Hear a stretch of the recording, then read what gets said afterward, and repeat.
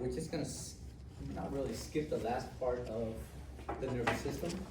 Okay, that last bit of it where we talk about like synaptic integration and all that stuff. We'll talk about that later on, okay? But let's jump into the next one. So here we're just talking exclusively about the central nervous system, basically the neural activity that goes on within the brain and the spinal cord, okay? Just kind of keep in mind that some of this can be a little complicated. Just try to focus on the overall topic of all of these circuitry that is made up by all of these neurons that, you know, kind of are found within the brain. Now, just keep in mind, central nervous system is the brain spinal cord, right? If you look at a sagittal section of your brain, just a side view of your brain, you can see that this mass right here is called the cerebral cortex. And this portion in the middle here is called the diencephalon, and then down here you have what we call the brain stem. Below the brain stem is your spinal cord. Okay, so your spinal cord goes all the way down to about the level of the second lumbar vertebrae. That's basically where it ends, right? Now, in terms of the development, embryonic development of the nervous tissue or of the central nervous system, because it's a nerve tissue, it all comes from the ectoderm, which is the outer layer of the 3 embryonic layers, right? And eventually, at about 21 days or something like that, after fertilization, or as the embryo is developing, you can see that this portion of the ectoderm starts to fold. As it folds, it becomes what we call a neural tube. Okay? So basically, as it folds, it comes together and it forms a tube. And that tube starts in the center and basically closes to the top and to the bottom. So toward the cranial end, which is the head end, and the caudal end, which is the tail end. Okay? Now, it has to close because in certain cases, let's say if that neural tube, they don't close toward the cranial end, which is the head end, the brain will never develop. And if those are the cases, then that embryo, that fetus is gonna die. Okay? If it doesn't close all the way to the caudal end or the tail end, then potentially that child can be born with exposed neurological structure, like part of the spinal cord, part of those particular connective tissue that's around the spinal cord may be exposed to the external environment. Okay? And we call that spina bifida. So certain things you guys don't need to know right now, right? I'm just telling you that very early on, at about 21 days or so of development, this is already happening. Okay? Now, for a lot of women, let's say, or a lot of couples, if they don't plan on having a child, and let's say you have an unplanned pregnancy, 21 days into your menstrual cycle, you may not even know you're pregnant yet. Does that make sense? So therefore, if you don't know you're pregnant, and let's say, and you're still engaging, well, let's say your patients are still engaging in some kind of activities like drinking alcohol or, you know, using recreational drugs or whatnot, this will affect the neurological development of that person's baby. Does that make sense? So that's why it's very important for you guys to kind of understand that the nervous tissue develops very, very early in its developmental stages. All right. So here's the embryonic stages. Basically, here's a neural crest cells forming a neural tube, right? And that tube eventually is gonna closes from the center all the way to the head end and to the tail end to eventually form your brain and the rest of your central nervous system. By week 4 of development, these particular areas toward the cranial end, toward the head end of that neural tube starts to bulge out into 3 distinct regions. The top region is called the prosencephalon, which eventually is known as your forebrain.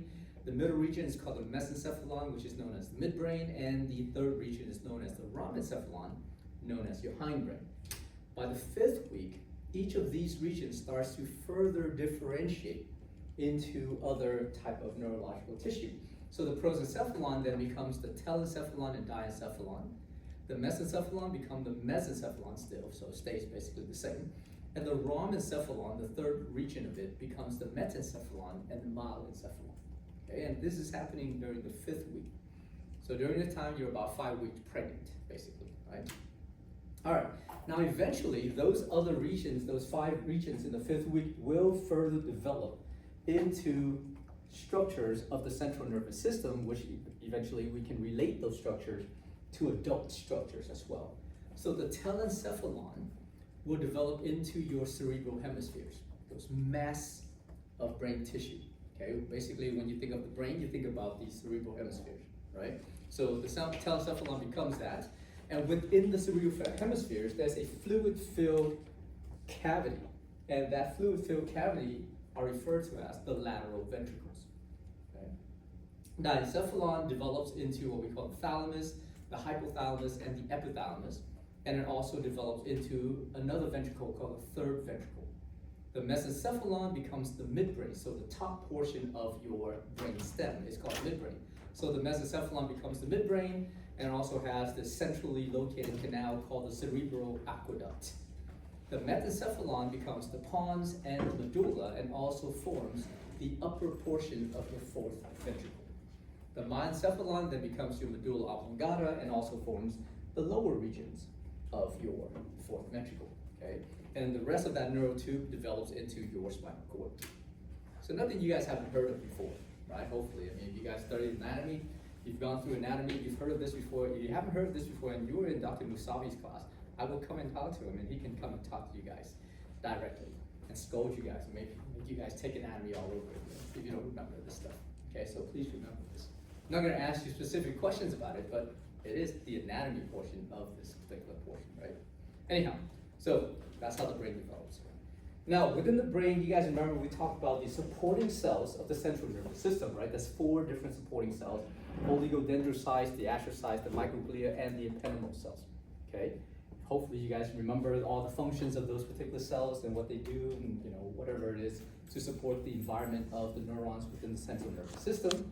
But one of those cells, called the ependymal cells, as they wrap around blood vessels that feeds blood into the central nervous system, into the brain, they also form a filtration system. And therefore, those cells will filter the plasma, the fluid of the blood, to basically produce what we call cerebrospinal fluid. And anywhere you see ependymal cells surrounding blood vessels, we call that overall structure the choroid plexus. So the choroid plexus basically is responsible for the filtration of blood to form cerebrospinal fluid. And we also talked about the fact that the ependymal cells have cilia on the top of their particular cells, so therefore they can move all of that particular CSF throughout the central nervous system. All right. Here's the ventricles of the brain. You can see these are the lateral ventricles in the cerebral hemispheres. This is the third ventricle here, sitting between the diencephalons. Then you have down here, that's your cerebral aqueduct in your midbrain. All the way down here, that's your fourth ventricle between the pons and the medulla itself.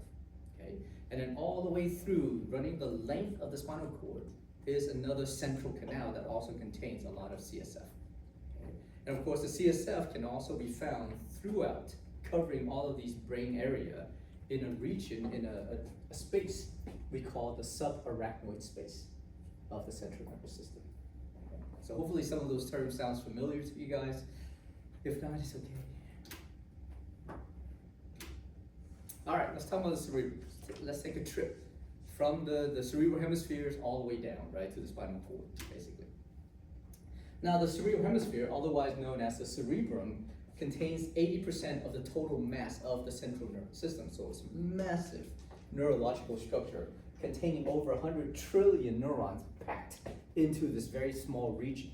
Okay, so therefore, a lot of these particular areas that basically the functional portion of the central nervous system is basically assessed by the neurons found within the cerebral hemispheres. So every single information that you collect from the body, sensory information that you collect, either both external or internal, doesn't really matter. All of those sensory information will have to be relayed all the way up to the cerebral hemispheres, so that the neurons within this particular mass of neural tissue can assess all of that particular information and send out appropriate responses to all of those particular type of information. Okay, you guys remember homeostasis, right? So, all right. Now, how do we visualize this particular neurological tissue, right? The brain itself, or the spinal cord as well. So there's a lot of different ways to kind of visualize this. We call this the different modalities to visualize this, right? So toward the end of the semester, if you guys choose to participate in that presentation, which is an extra credit opportunity for you guys to research about a condition, stand up in front of the class and basically present that particular condition to the class, and hopefully we can all learn something about that particular condition, all right? So if you choose to do that and you want to participate in that, and you may have to basically talk a little bit about some of these particular visualization methods. So let's say if you're trying to detect, I don't know, something inside the lungs, right? And you have to be able to use some kind of X-ray to kind of visualize some of that internal structure. Or to see better structure, maybe you have to do a CT scan or whatever it is. So in order to get used to these particular type of nomenclature, these terminology. All right, now a CT scan, you guys have all heard of a CT scan. A CT scan is basically when you're taking slices of the human body, whether the slices is transverse or longitudinal or coronal or sagittal, whatever, it doesn't really matter. But you're looking at individual slices as you're taking these pictures along the human body, different planes of the human body. And basically CT stands for computed tomography. Okay? And what we're looking for in using the CT scan is to look for soft tissue of the body, like let's say tissue within the lungs, the heart, you know, whatever it is, right? That you can see better than if you're looking at these particular structures using just a regular X-ray. Okay? An X-ray is typically referred to as a radiograph. Okay? Anyhow, so the next type of visualization of the brain that we can potentially use is what we call a PET scan. A PET scan is known as a positron emission tomography. It's basically the same thing. You take in some kind of fluorescent or radioactive material, you have to consume it, and then as it kind of is circulating throughout the whole body, then you start taking these particular pictures just to see what's going on inside the brain, kind of thing. Another type of visualization method that we can use to visualize CNS structure is what we call MRI. MRI stands for magnetic resonance imaging. Okay? This is basically putting a patient into a giant magnet, and you turn it on, and you basically allow that magnetic rays to pass through that particular person, and it's captured by some kind of digital screen. Okay? This is also very, very important because it does produce very high resolution images that you can see of what we call soft tissue. Okay, so imagine this is the skull of the brain, these are the fluid inside there, and here's all these tissue that makes up the cerebral hemisphere, right? And you can see there's a bunch of lateral ventricles, third ventricles, and all that other good stuff, and this is basically part of the fourth ventricle right here. Okay? So using these particular methods, you can visualize that. Now, of course, not everything is you know, you're able to use in every single patient. Imagine this is a giant magnet. So therefore, later on in clinical practices, you may come across a patient that has some kind of electrical device that they must carry with them all the time, right? It's not like, oh, I have my phone. No, your phone can be detached from you, but a fibrillator cannot be detached from you, okay? Or some kind of pacemaker, you can't, like just, let me remove that pacemaker from my heart so that it doesn't, like, you know, interfere with these magnetic resonance stuff.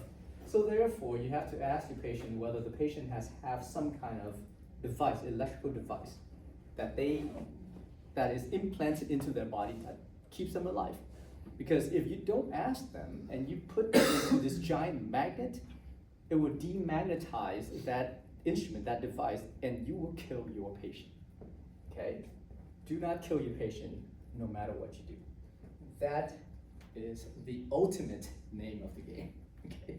As healthcare professional, unless you work in hospice care, we do the exact opposite. We don't actually kill the patient, we assess comfort care for the patient. We do not treat anything.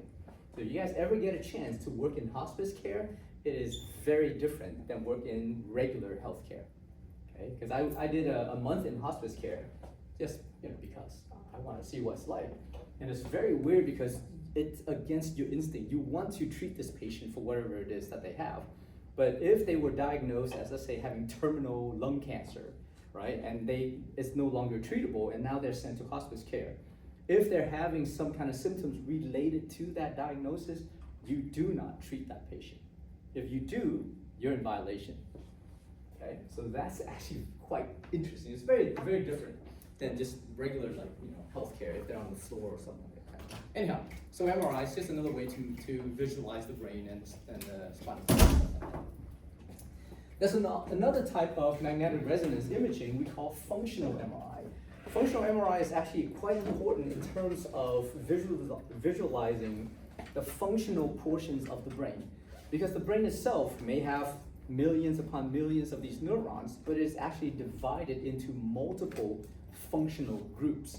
there's approximately 43 functional portions of the brain itself. Because each of these functional portions has a collection of neurons that is dedicated for that particular function itself. Okay? We're not going to talk about all 43 of these particular functional zones or areas of the brain because that's not the scope of this class. Okay? But a functional MRI allows you to detect certain parts of the brain that basically is going to have a higher density or higher visualizing imaging during certain type of tests. So let's say if you hook a patient up to all of these electrodes and you ask the patient to, write whatever it is or visualize something and respond appropriately, certain parts of the brain will have an increase in blood flow to them. That increase in blood flow indicates an increase in neurological activities, which means that during that particular task that the patient is basically engaged in, that part of the brain is more active than the rest of the brain. Does that make sense? All right, so that's what we use a functional MRI for. So here's some imaging of functional MRIs to see, imagine you have these particular hemisphere or areas of the brain lighting up more. This lighting up, when we say lighting up, we just basically mean there's an increase in blood flow, so therefore it represents an increase in density of, whatever these particular images are. Well, because there's an increase in blood flow, that's why it looks denser than compared to the rest of that cerebral hemisphere. Now, there's another visualization method that we use, and we call this a magnetoencephalogram. So for this particular type of imaging, you're looking more so for the electrical activities that is produced by the neurons of the brain. So for this one, you have to be in a clinic of some sort because you have to put on a bunch of these particular electrodes, and you have to sit underneath this huge giant,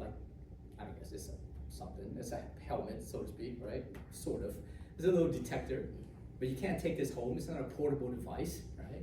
So therefore, you have to sit inside this clinic, and they will take pictures of the electroactivities of your brain, okay? And then they'll send it to the neurologist so they can assess it, look at it, and say, all right, well, here's a abnormal electrical activities during this time, or whatever the case is, right?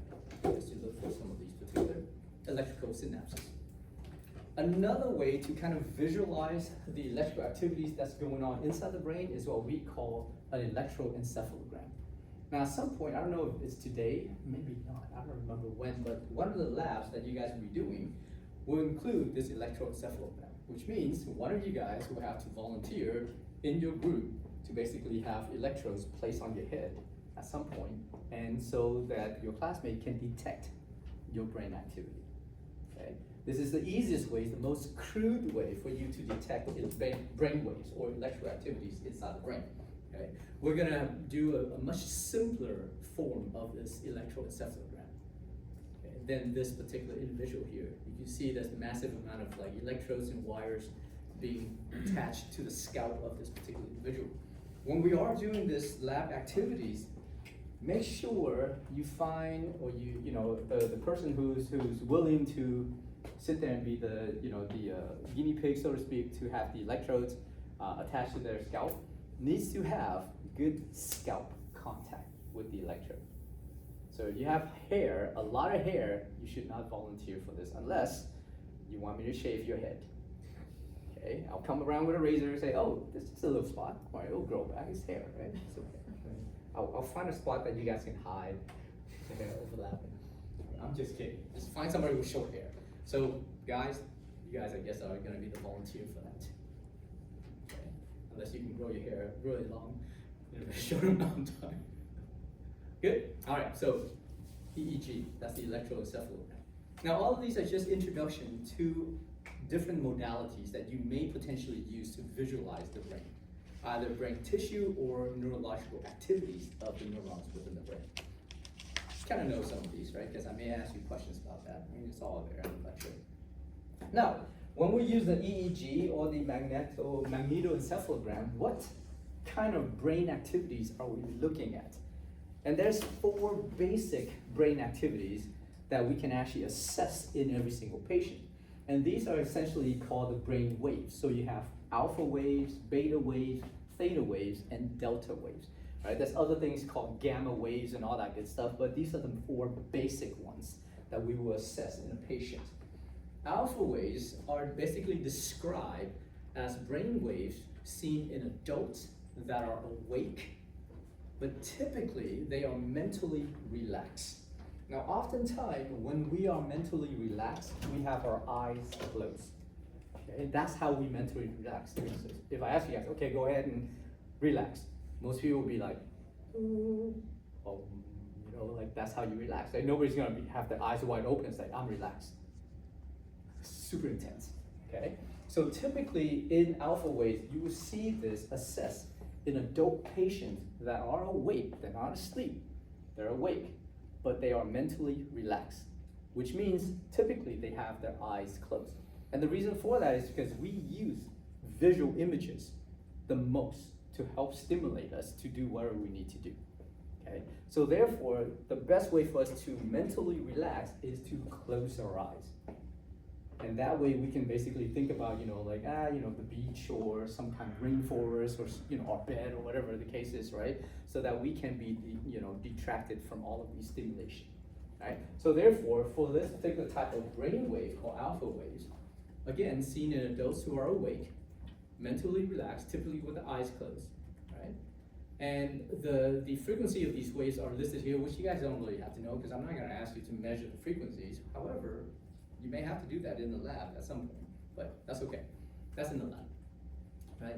Now, in adults, that's when we see it. But in children, you can also see these kind of brain waves in children between the ages of 5 to 8 years old, okay? The second type of brain waves that we see are what we call beta waves. Beta waves are very high, sort of like irregular, chaotic waveforms that basically has very high frequency. So it basically undulates up and down very rapidly, and therefore it's not very consistent. It's typically we call the beta waves as desynchronized brain waves, right? So let's imagine if you have the alpha waves would maybe look like this. So let's say we have alpha waves, it just has, very equal up and down most of the time, right? So it's highly synchronized for the most part. For beta waves are very different because these are high activity waves that have very high frequencies, so they have high degree of variability all the time, okay? That's the beta wave. Beta waves are seen typically in adults that are awake, that are mentally stimulated and physically stimulated as well.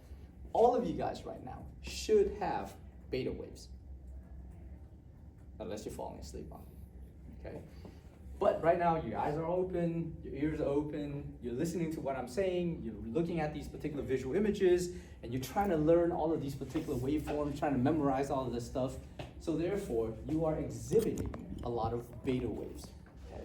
So beta waves seen in adults that are awake, that are visually stimulated, mentally stimulated, and physically stimulated as well, okay? Sitting there typing, looking, moving around, whatever the case is, okay? Now, in children, you will also see beta waves in children that is older than 8 years of age, which basically means once that child reaches the age of 8 and beyond, they will start to exhibit the very similar waveforms as the adult counterparts. Okay? Now, that doesn't mean that once you get to 8 years old, your alpha wave goes away. It's still there. It's just now the ratio of alpha waves and beta waves is very different because now these children start to exhibit more beta waves compared to alpha waves. Make sense? All right, so when you assess these or answer these particular questions, make sure you answer it thinking in two different population of patients: adults versus children, awake versus sleeping. Okay, so very important. All right. The third type of waveform is a very complicated type of waveform called theta waves. Now, theta waves has lower frequencies compared to alpha waves and obviously a very low frequency compared to beta waves. They are seen in adults that are in drowsy stages.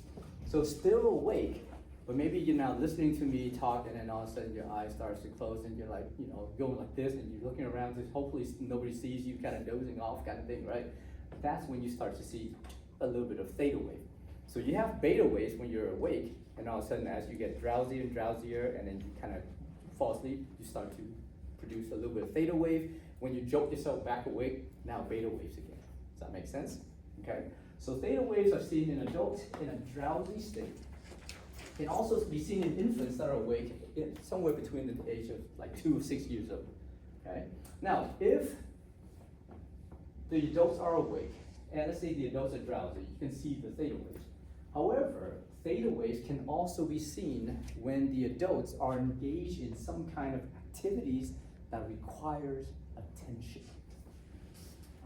Like when you guys are studying, when you guys are focusing right now, right? So like right now, if you're sitting there and just like focusing, trying to being attentive, taking good notes, and trying to learn all this stuff, but because you're moving about and you're mentally active, so there's a mixture of theta waves and beta waves at the same time.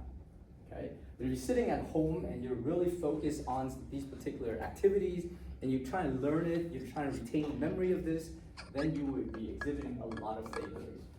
Okay? Now, these particular activities that require attention and also require some degree of memory retention as well will have a lot of theta waves activities.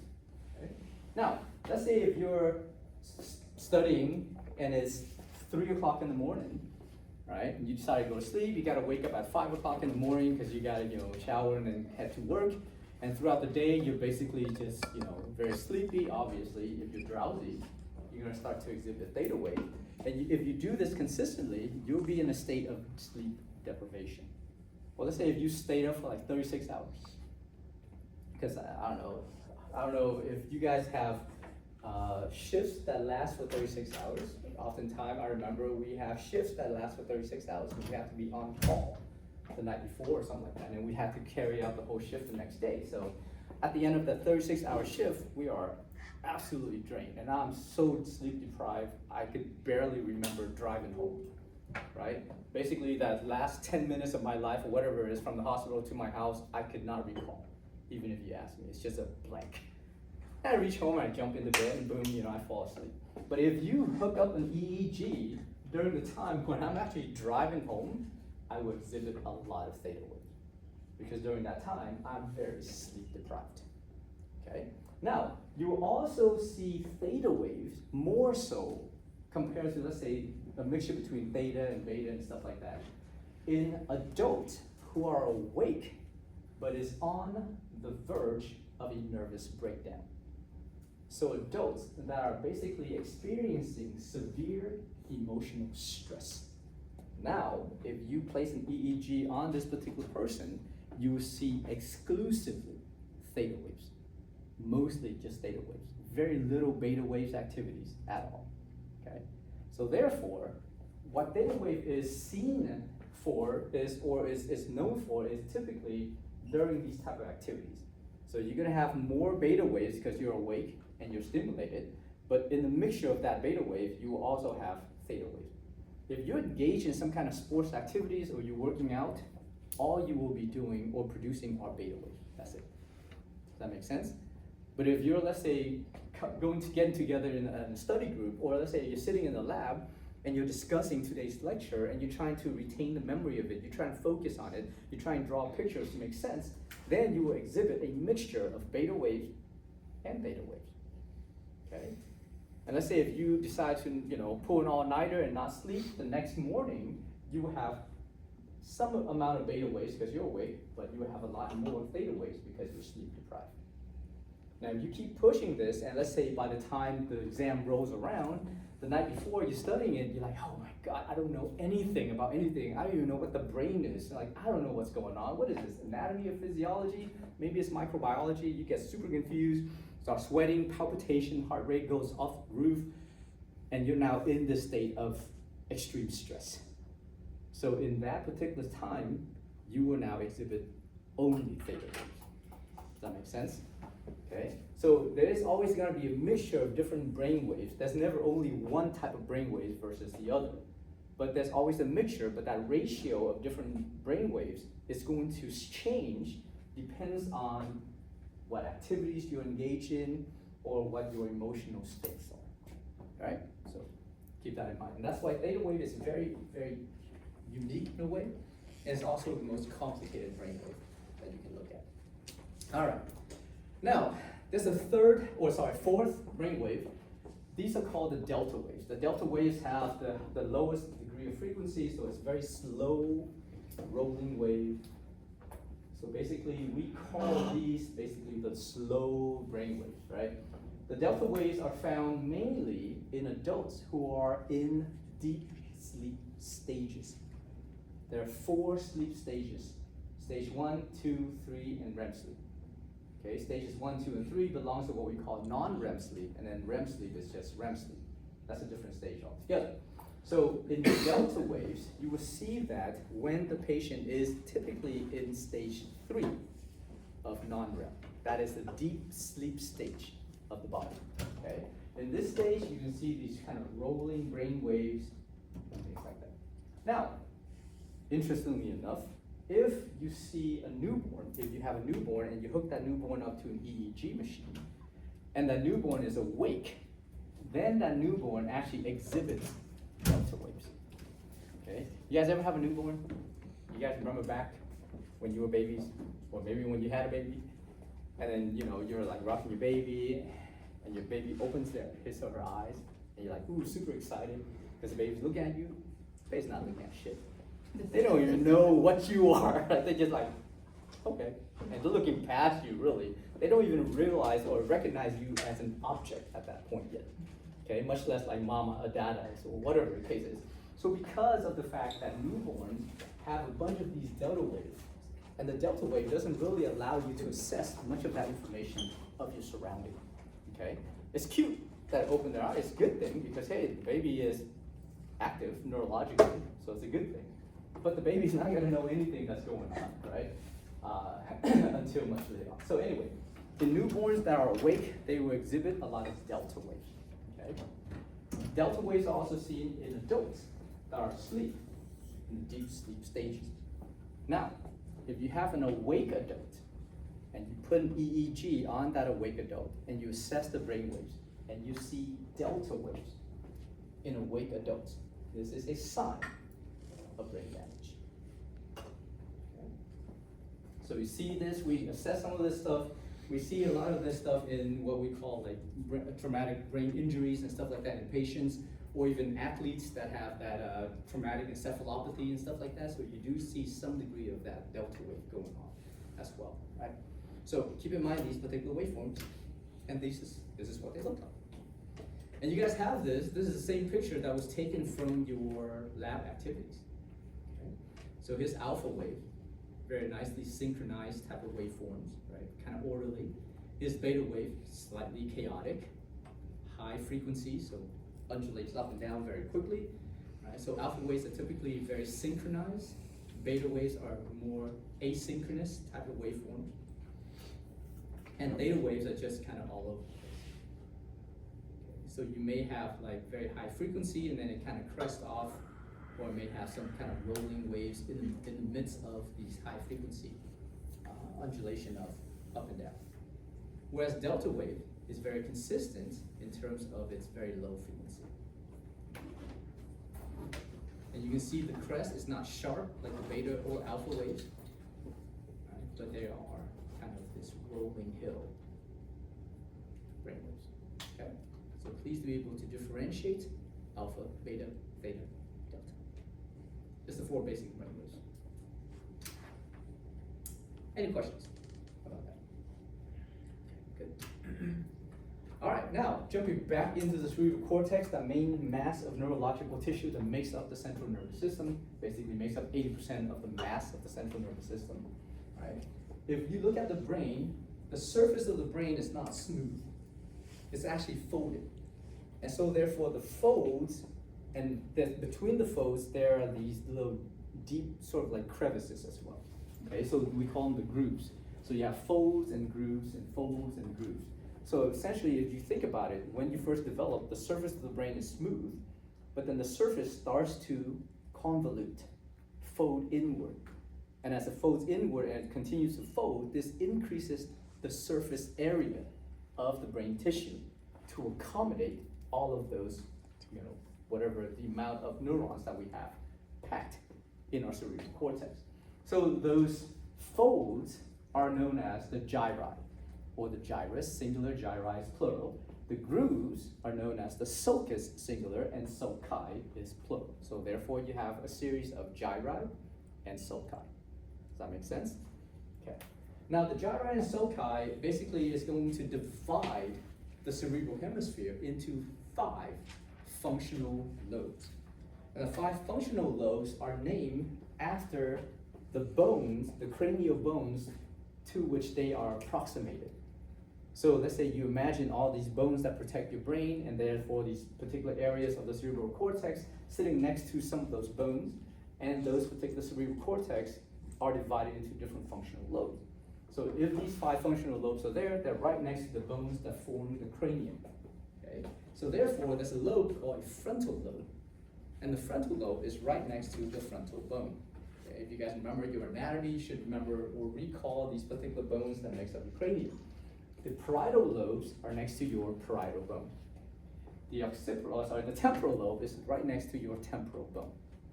The occipital lobe is right next to your occipital bone, and the insula is not next to any bone because there's no bone called the insula. But the insula is another functional lobe of the brain that is hidden deep below the frontal cortex or the frontal lobe. Okay, and I'll show you guys what it is in a second. So again, if you look at the surface of the brain, you can see there's a bunch of gyri and sulci, right? Folds and troughs and stuff like that, right? So in this outline in yellow, that is what we call the frontal lobe of the brain. This bluish teal area, that's known as your parietal lobe.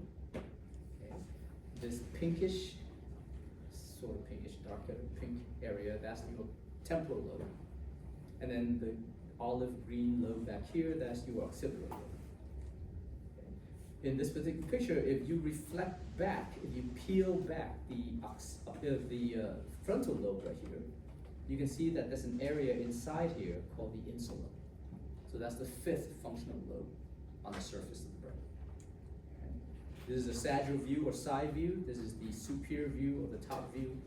The front of the brain's here, the back of the brain's there. So the frontal lobe is toward the front, occipital lobe is toward the back. Okay. Now, if you look at some of these particular sulci, there's one particular sulcus that is deep and is very vertical. You can see these are also vertical, but they're not as vertical as this one. So this particular highly vertical oriented sulcus is referred to as the central sulcus. And the central sulcus will divide anteriorly the frontal lobe and posteriorly the parietal lobe. So the lobe in front of the central sulcus is known as the frontal lobe. The lobe behind the central sulcus is known as the parietal lobe. There's another sulcus here we call the lateral sulcus. And the lateral sulcus will divide superiorly, so the two superior lobes are your frontal and parietal lobe. And inferiorly is your temporal lobe.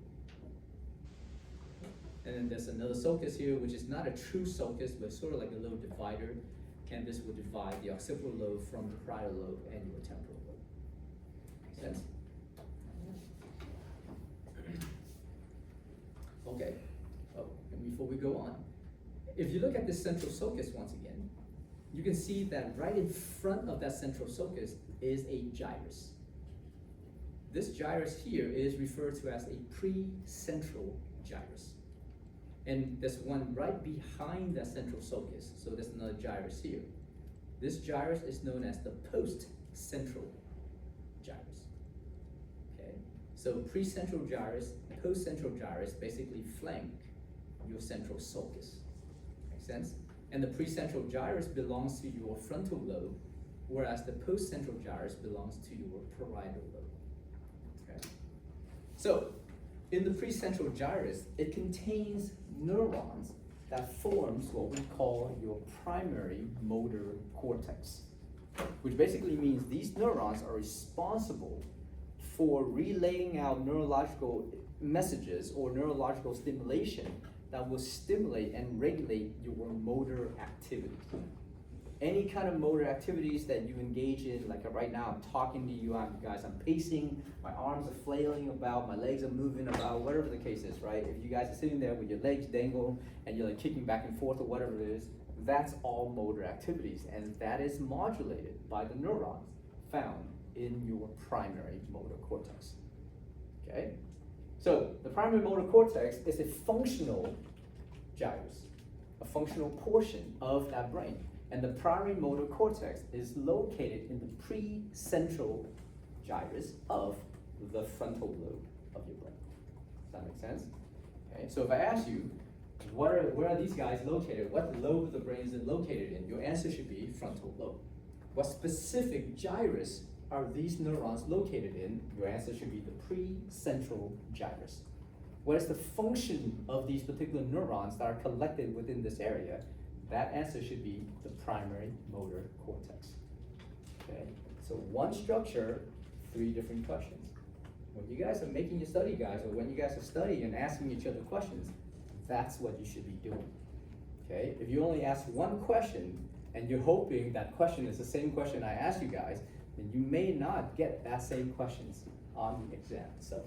So therefore, one structure, ask yourself as many questions about that structure as possible. That's how you learn that structure and not try to memorize and regurgitate. Okay, so once you know it, you don't have to memorize it anymore. Okay? Now the neurons found within the primary motor cortex are known as your upper motor neurons. And we'll talk about this some more when we talk about the tracks that make up this thing. Okay? So again, primary motor cortex contains these neurons that are responsible for voluntary motor activities of the body, and the surrounding area around that precentral gyrus also contain what we call the motor association area. Okay? So primary motor basically modulate voluntary motor activities. The motor association area kind of allows you to map out and kind of pre-plan your movement and things like that. Okay? In the postcentral gyrus, which is a gyrus located behind your central sulcus, this functional gyrus is referred to as a primary somatosensory cortex, which means the neurons that project to this particular gyrus is going to relay information about sensation applied to your body. Somato refers to the body, sensory refers to sensory information. So sensory information that is applied to the external body are collectively known as the somatosensory. Okay? So this particular area in the postcentral gyrus collects all of that information. Okay? So what are the different sensory information applied to the body? Well, things like touch, pressure, vibration, pain and temperature, and also what we call proprioception. Proprioception is basically extremity movement, upper, lower extremity movement. When you move your arms and legs, how does the brain know that you're moving your arm and leg in that particular direction? Well, it's being detected by this sensation called proprioception. And that sensation is being relayed back to that part of the brain. Okay. So, these neurons in here are responsible for interpretation of what we call somatosensory stimulation. Right? And those basically are what we call touch, pressure, vibration, pain, temperature, and proprioception. Good. Now what we actually do is that they mapped out different parts of the body that basically receive sensory information, and depends on where the sensory information is being detected from, it would be relayed back to different parts of that particular area. So essentially, if you look at this portion of the precentral gyrus, this is all what we call primary motor cortex. And over here, this is the postcentral gyrus, which contains what we call the primary somatosensory cortex.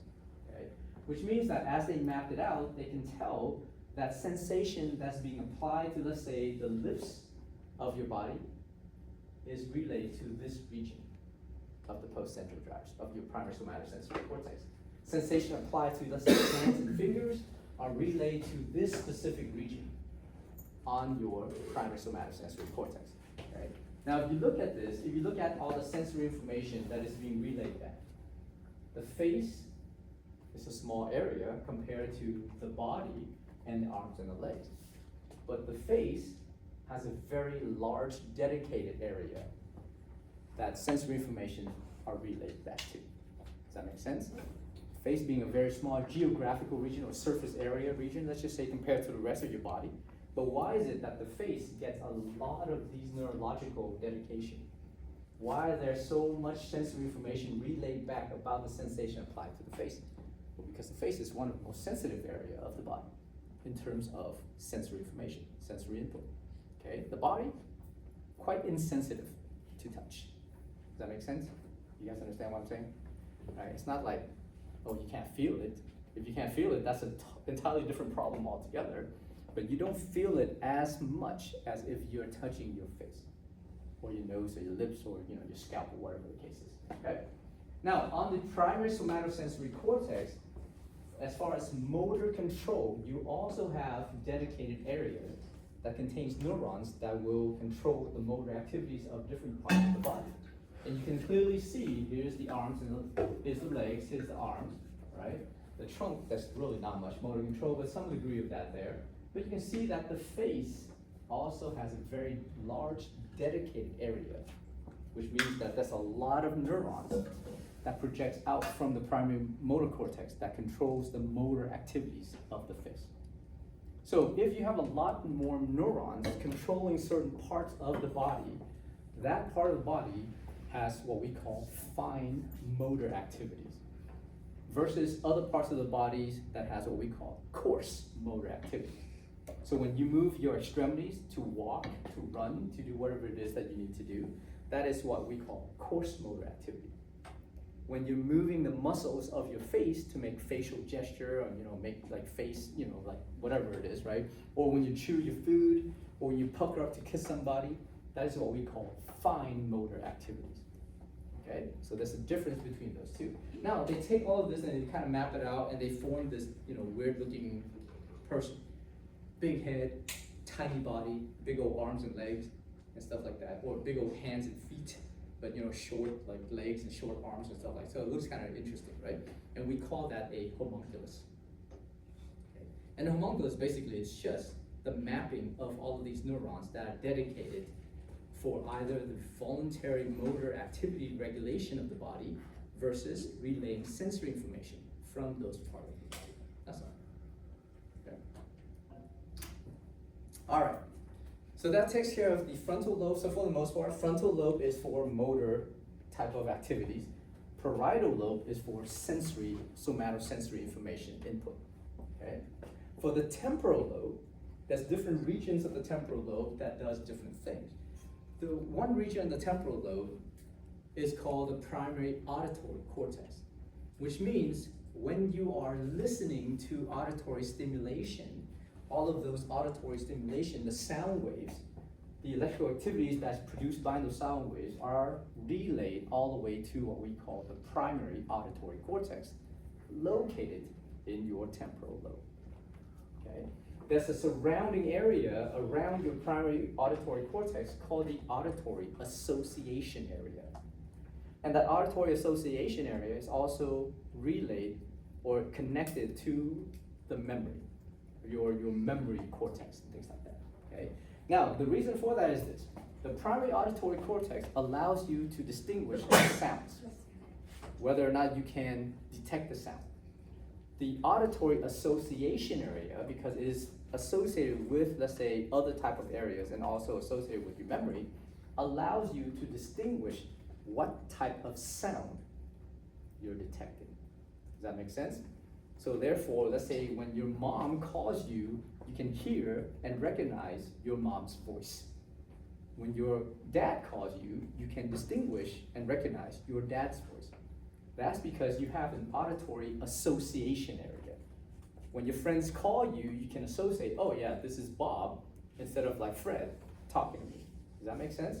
Okay. Now, what happens if you have something happening to your auditory association area?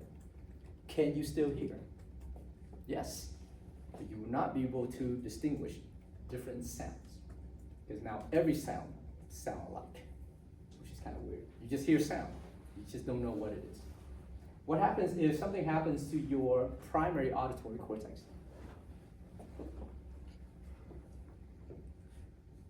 You are now deaf. Can't hear anything. So it doesn't really matter if you can still associate stuff.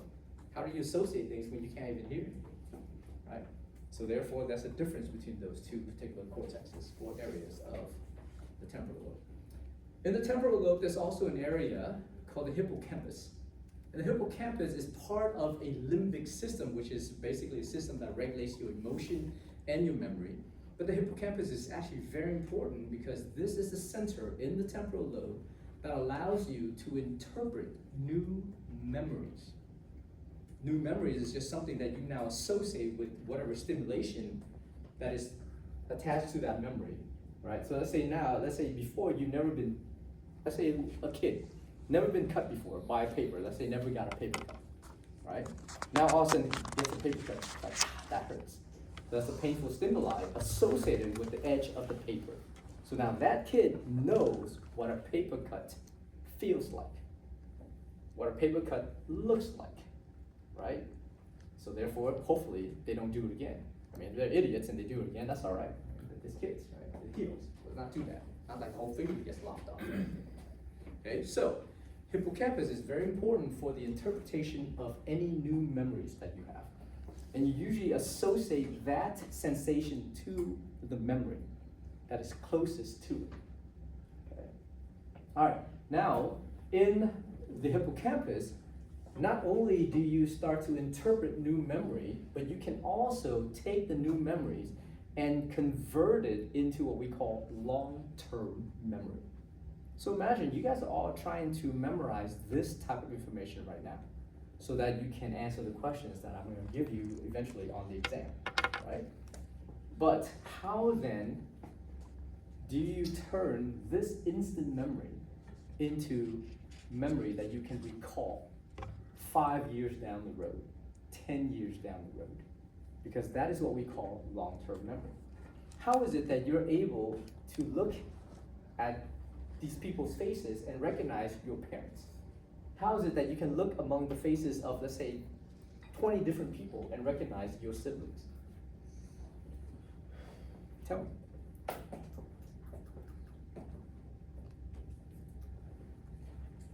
If you can, you have issues. You're going to tell your parents, tell your siblings that you can't recognize them. Why? Why do you think that? How is it that you can recall your phone number? How is it if I ask you, what's your address? You can tell me without even thinking about it. How is it if you have kids, you can tell me your kid's name without even thinking about it? Repetition. Repetition. That is the key. Okay? So you want to strengthen your memory. You want to take short-term memory and convert into long-term memory. Repetition, repetition, repetition. Every time you repeat it, it has to be slightly different. So you associate it with something, and that something is going to help you recall the memory of the image of that person. And you take that image and you relate that to the sound that person makes, to the actions that person makes, right?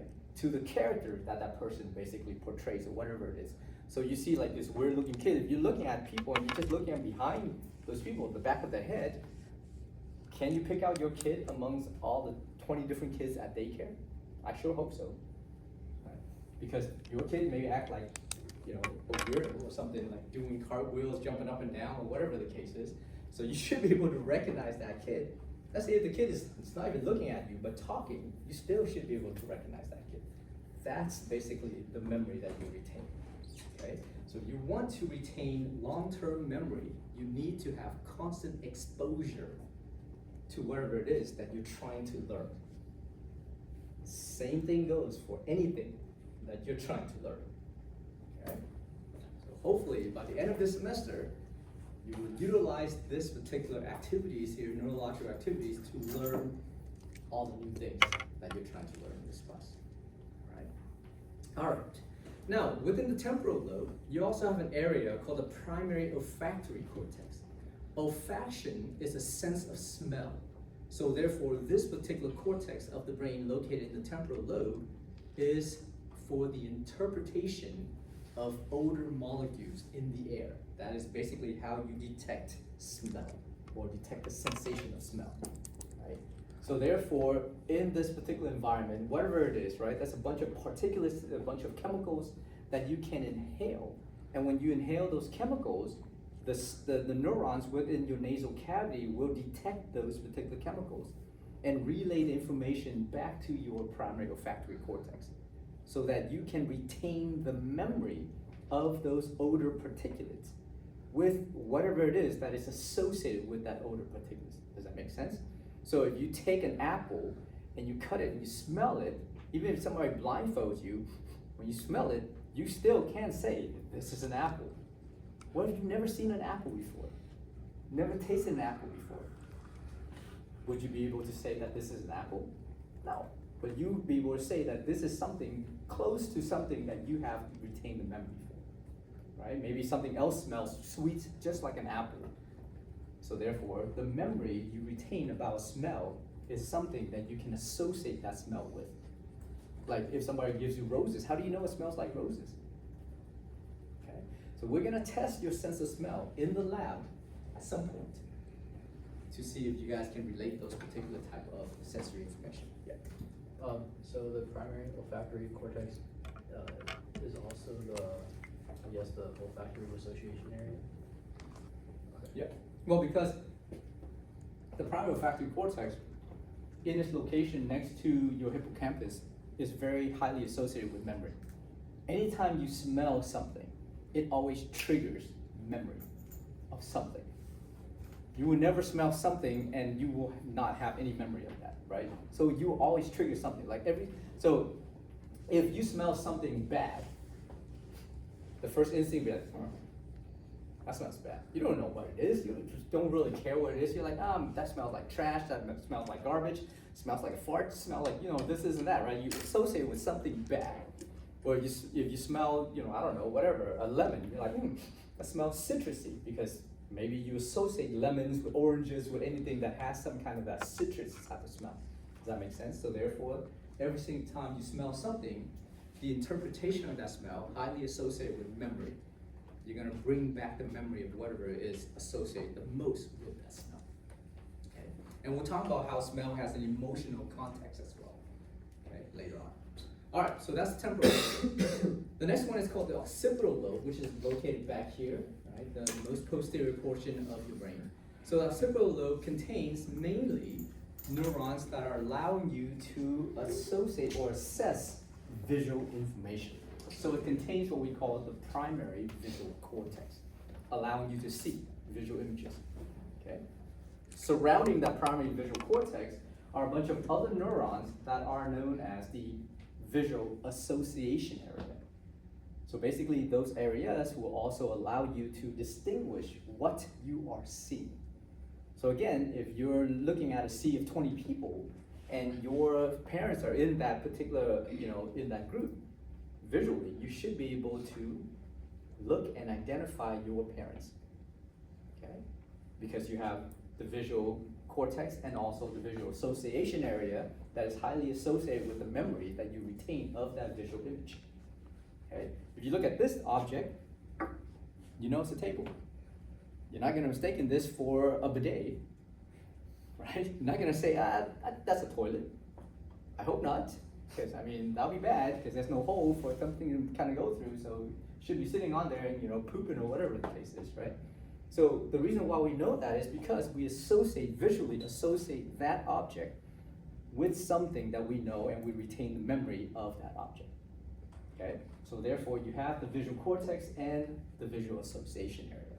If you lose the visual association area, you still can see, but you cannot distinguish what object you're looking at. So mom, dad, a complete stranger look completely the same, okay? If you lose the primary visual cortex, you're blind. There's no way around that, okay? All right. And vision is very, very interesting because when we look at an object, we see that object, or our neurons see that object as pixels. And in the primary visual cortex, all the pixels are placed together to form an object, to form that three-dimensional image. So therefore, you start to lose some of that area in the primary visual cortex or the visual association area, you're gonna start to see pixelated information around. It's like a broken TV screen, so to speak. Okay. All right. Now, in the insula, which is that area that's hidden underneath your frontal cortex, you have what we call the primary gustatory cortex. This is an area of the brain that allows you to detect the chemicals of your food. So gustation means taste. So this is your primary taste center of the brain, right? So interpretation of chemicals in the food itself, and therefore you can distinguish the different tastes in the food. There's also another area inside the insula called the vestibular cortex, so you can think of it as the primary vestibular cortex as well. This is for the interpretation of equilibrium. Now equilibrium, as far as the brain is concerned, deals with how the head is moving in relation to the rest of the body. Okay? So as far as the brain is concerned, your head is separate from your body. Your upper and lower extremities are also separate from your body. So therefore, since all these are connected anatomically, as you move your arms and legs, the brain detects different brain waves or detect different sensory information and associate that with the body itself. Okay? And then if you move your head, the brain also detect that as an individual movement, but associate that with the rest of the body. Because it knows where your body is at all times. And if your head is still attached to your body and you're moving your head, it can associate that. And therefore, if you lose some of that particular information into your vestibular cortex, what's going to end up happening is that you become disequilibrated. Basically, you become kind of, disoriented. You may fall as you're walking about and stuff like that. So you lose your balance and stuff like that if you lose that vestibular cortex. Okay. Now, in the insula, there's also an area that you can integrate a bunch of these sensory information together as well. So it's very, very important. All right.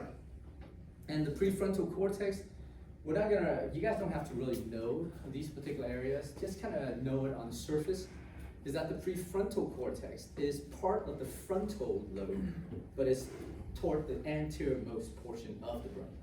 Okay, so imagine your frontal lobe, this area right in front of the central sulcus is your central gyrus, which is your primary motor cortex. Immediately above or in front of that is your motor association area. The rest of that frontal lobe is referred to as your prefrontal cortex. And the prefrontal cortex is more like a new brain, so to speak. It's a higher developed brain area that's mainly seen in human beings, okay? Because we are a further higher developed organism. So within the prefrontal cortex, you have multiple regions. Some of these regions are very important for what we call executive functions. Planning out your day. That's why I asked you, well, what do you see yourself 5 years from now, 10 years from now, right? How do you plan to get there kind of thing? How do you plan to get through this class kind of thing? How do you plan to get through the next few weeks and stuff like that, right?